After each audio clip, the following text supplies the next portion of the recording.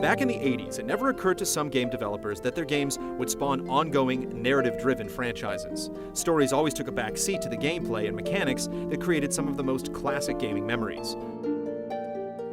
While some franchises began following a single unified canon, Nintendo was uncompromising when designing for its flagship adventure game. For Shigeru Miyamoto and his team, the world you were playing in was far more important than the reason you were playing in it. Series canon was an afterthought to the game concepts that would power each new Zelda release. Following this philosophy, Link was redrawn for a new generation, bringing a tidal wave of new lore that forever altered the stories Zelda Timeline theorists had grown to love.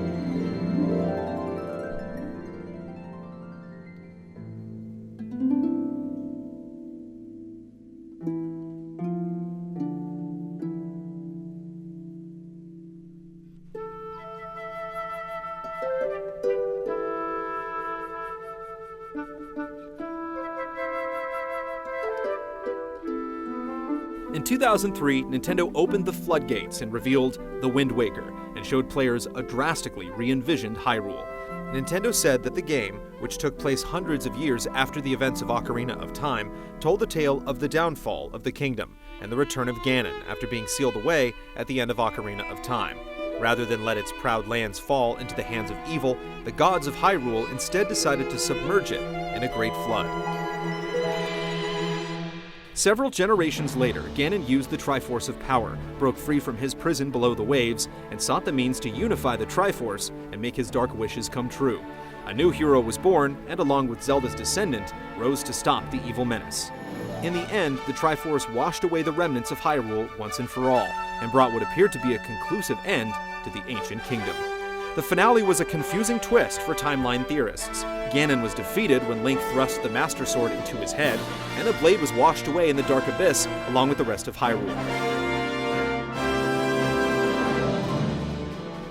With the kingdom submersed in water, it was tough to rationalize it as a setting for future games. Some theorists speculated that there would be a game in the future that would fill these perceived plot holes. Others had a more radical theory. What if there were two timelines as a result of the events in Ocarina of Time? These theorists surmised that at the end of Ocarina of Time, Zelda sent Link back in time to the day they met. This action effectively created a second timeline, which continued with Majora's Mask. However, the princess in the future who sent Link back in time persisted in her own timeline. According to these fans, what transpired in her reality led to the fall of Hyrule and Great Flood preceding the Wind Waker. So which of these timelines, if either, was established as Zelda canon?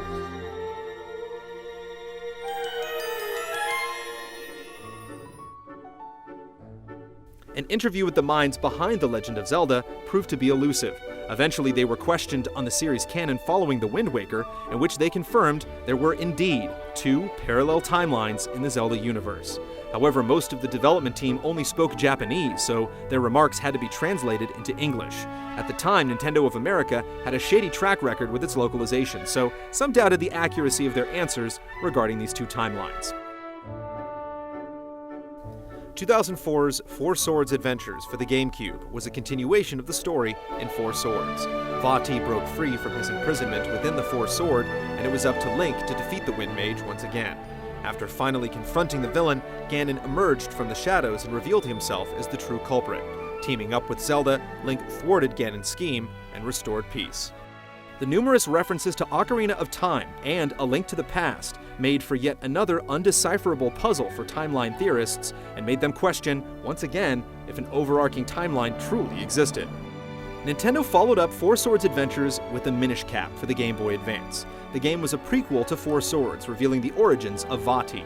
Given it was a prequel, it took place before the events of Four Swords. At this point, though, given how little direct connection the Minish Cap, Four Swords, and Four Swords Adventures had with the rest of the series, some timeline theorists discarded these three games from their Zelda canon altogether.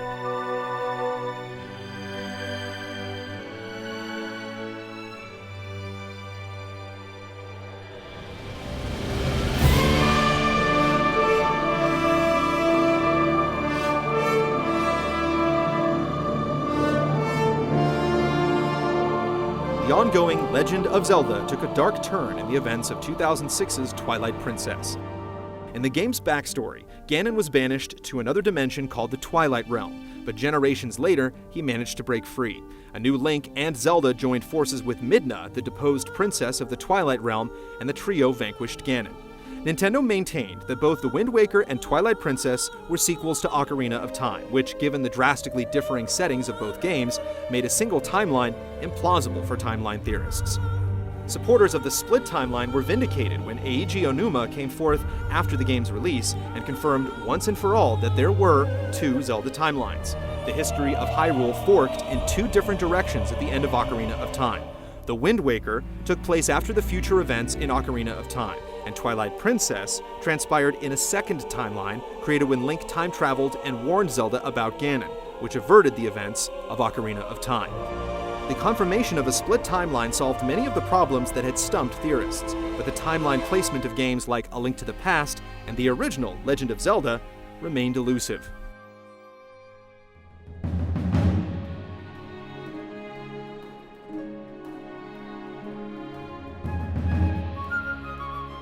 Nintendo brought the flooded Hyrule timeline back into focus with its next two releases. 2007's Phantom Hourglass was a direct sequel to The Wind Waker, where Link and Zelda were in the middle of their journey to find a new land when they came across a mysterious ghost ship.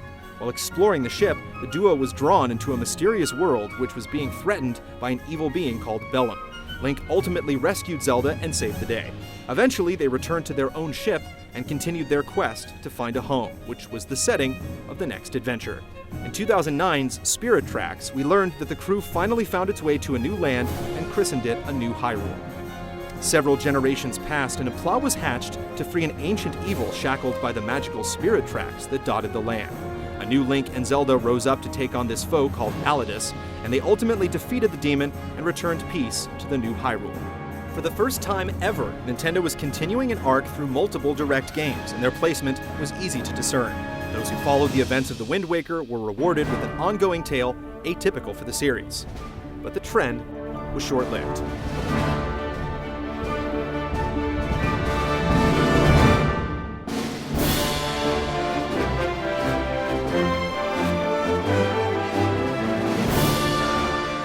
In 2011, Nintendo released the latest entry in the series, Skyward Sword. For a long time, theorists speculated where the game took place in their timeline, and some hoped it would fill in some of its gaps. The game ended up taking place at the beginning of the timeline, and served as the foundation for many of the events that transpired in the other games. Skyward Sword was the origin story for the Master Sword. Link forged the blade over the course of the game, and it ended up containing the spirit of his companion Fi. Skyward Sword shone some light on key mysteries. For starters, it was revealed that the main antagonist, Demise, was the precursor to series villain Ganon. Demise promised his spirit would endure and that he'd be reincarnated. We also learned that there was a goddess named Hylia, who after a great war sacrificed her divine powers and became the mortal Zelda. This explained why the long line of those who bore the name Zelda had divine powers and guarded the Triforce.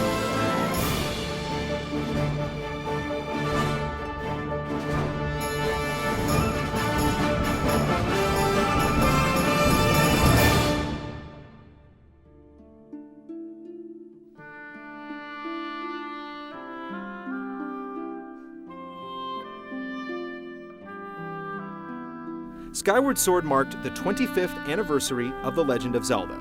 To some, the games were classic stories of a damsel in distress, but to Zelda Timeline theorists, it was a mythology that spanned thousands of years and alternate realities. For decades, rationalizing Zelda's continuity was a daunting task for those who took it upon themselves to find meaning in what many argued were just discrete games not meant to construct a single canonical timeline.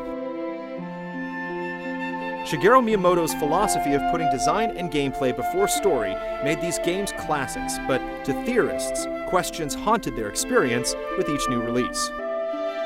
Was there an official Zelda timeline? How could it possibly fit together?